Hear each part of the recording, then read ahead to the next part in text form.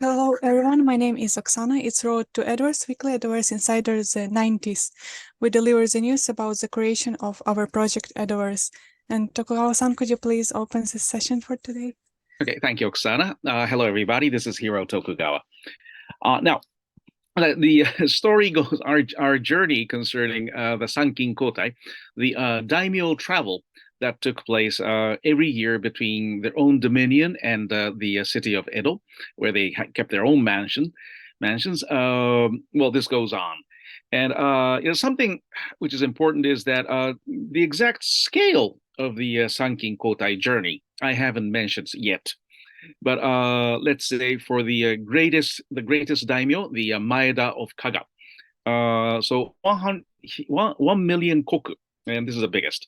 And out of which they had about 1,000 high-ranking samurai within their house as their retainers. But these are all real samurai with a proper mansion, although smaller than in Edo, and their own history, and they had a full set of armor and everything. So they had about 1,000, and in total, the people on the daimyo payroll amounted to 10 times as many. So 10,000 men working for the house of Maeda in Kaga, and of which 4,000 would travel to Edo every year. Well, this was at the beginning of Edo times, and then in about 100 years, it went down to 3,000. You see, these were processions, so they were carried out partly to show, well, for one thing, as I've been stressing repeatedly on this broadcast, that the Tokugawa shogunate was trying to make a political capital, well, a capital out of Edo, which was a backwater swamp. So it was very important that all the daimyo show up and stay there and keep their families there.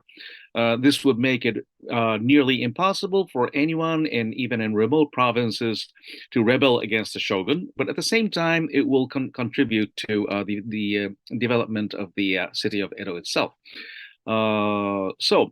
And then this was also military service to the shogun, which literally means the general or generalissimo. And these were feudal lords, fresh from the battlefield, pretty much. So they would all like to show off their army. So at the beginning, when they were still very rich, the processions, the daimyo gyoretsu, tended to become bigger and bigger. And it was actually the shogun that had to regulate their numbers. And then with the development of the economy, what happened is that the Tokugawa regime, the revenue of the government, be it the shogun or all the daimyo, was based on how much rice would be harvested within each territory. But the farming population started to diversify with the rise in the standard of living. So, well, there was enough rice to go around and there was excess capacity. So they all moved to growing things like silk and eventually cotton. And then that improved rural incomes, but that did not contribute to the increase in the tax base. So this is the structural dilemma facing the Tokugawa regime, but that is another story. But anyway, towards the year 1700, from around 1700, the samurai population started its long decline, and likewise all their daimyo processions. Anyway, and then, but they kept doing it until almost the end of the Tokugawa period. And so let's say for a daimyo like Satake in Akita or Shimazu in Kagoshima, it would be a long, long journey. So what happened was that they would have to go through other daimyo's dominion, so territory. So in that case, they would have to send a messenger to the daimyo's castle, demanding good treatment and promising good behavior. Now remember, 40% of all the retainers, everyone on the payroll would move. So, but the high-ranking samurai knew how to behave, but as the lower in the ranks you go, the more misbehaving they would become. So this would be the case in any organization. And then but this is pre-industrial time, so like it's like everyone, and many of them with very weak literacy on anything. So they would try to crowd on a boat that would bring them to the other side of a big river, and then they drown altogether, sinking the boat in the process. Things like that would happen all the time. So very strict regulations were repeated to all the men. And also, everyone had to promise that either the daimyo procession going through the next door daimyo's territory had to promise they would not cause trouble. But that was the same for the receiving end.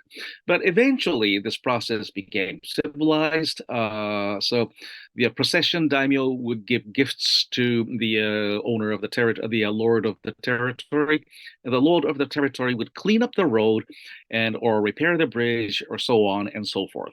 So this was how because if they got into trouble, and the trouble would, and the samurai were by nature very proud, so trouble tended to get bigger and bigger. But if that got known to the shogunate, then they would have been very glad to either demote the daimyo or take their daimyo status away in its entirety. And then all their retainers would have lost their jobs. So everyone was careful, and so the more interaction there was, the more civilized they got. So that was the nature of the Sankin Kotai.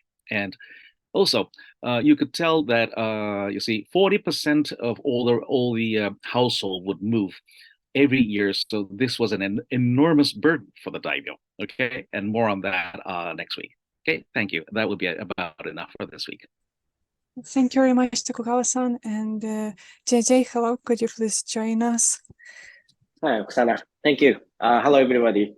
Today I've just received the latest version of Ninja game. Name is Ninja Challenge. And it was like a short movie taking around 8 minutes. And there's some players trying to challenge the obstacles, and then sometimes failed, sometimes success.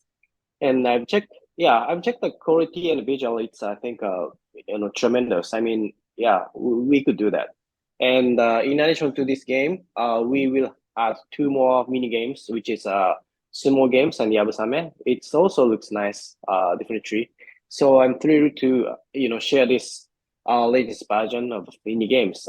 So maybe 1 month and 10 days, you will be surprised to see how high quality it is, basically.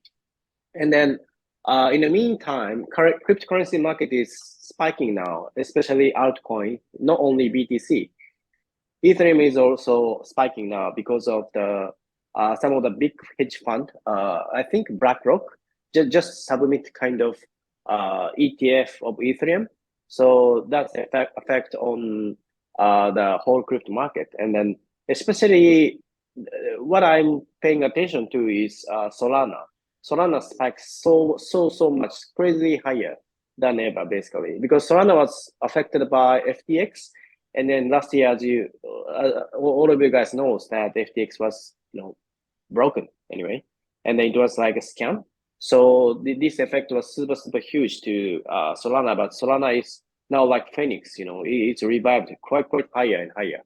And then the Solana as platform is super attractive at the moment, but we didn't choose that because of the FTX. And then now the time of Solana. So this is a cryptocurrency. It's super tough to catch up with the latest and the right future, but so exciting, I think.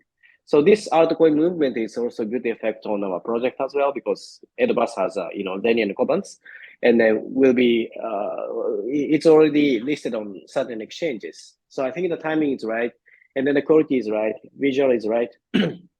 So I'm thrilled to share this latest version by the CIA. Yeah, so keep in touch. That's enough from my side. Thank you.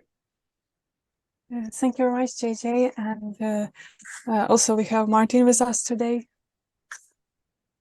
Hello, how are you doing? Hi. So today I'm on the island of Tsukuda, which is now connected to Tsukishima.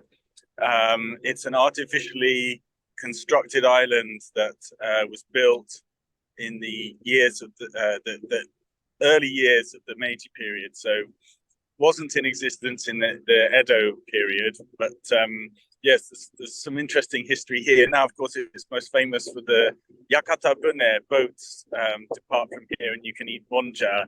Know lots of monja restaurants on Tsukishima as well. But yes, that's where I'm checking in from today. Last week I was in Italy, which is why I couldn't join. Apologies for that. There's some very interesting history there. You know, we've been drawing parallels between the Roman Empire and the shogunate, and yes, that's also a point of reference for us. So it's good for me to go there and experience a bit of Roman history. But just going back to Solana for a minute, yes, it's spiking right now. And one piece of good news from our perspective is they experienced a hack, also quite a big hack, earlier this year, and they've obviously recovered from that, and everything is fine. So I think, you know, us having also been subject to a small hack, not as big as theirs, but also means it's definitely possible for companies like us to recover. Yeah, so I mean, in tech news, I think Sam Altman being removed or resigning as CEO of OpenAI is the big thing he's talking about at the moment. I guess that doesn't really affect us directly, but you know, we have been mentioning the AI wars over the past few weeks, so worth a mention. But yeah, you know, fascinating stuff about the processions into the capital. Those anecdotes of the fights that took place on the way and disasters like people drowning on a boat and stuff are yes, titillating. But yes, it's interesting to see how the shogunate coped with that and fixed it all. So fascinating stuff. I'm looking forward to the next installment. Great. Thank you very much, Martin. And Dominique, could you please sum up today's session? Thank you, Oksana, and hello, everyone. Yeah, as Gigi mentioned, that actually we have a lot of outputs that's coming up just in this the final stage of Edoverse development at the first stage. Yeah, so we're planning to launch in the end of December and hope that I think we can make it. Yeah, yeah, I think it's going to be on time, but still that our team is actually really working so hard. So we're going to just make some announcements. And then, so please just, yeah, that's Ninja game, just the teaser is also very beautiful. Yeah, and also looks very exciting. And then I didn't want to just try it. Yeah, just once and it starts.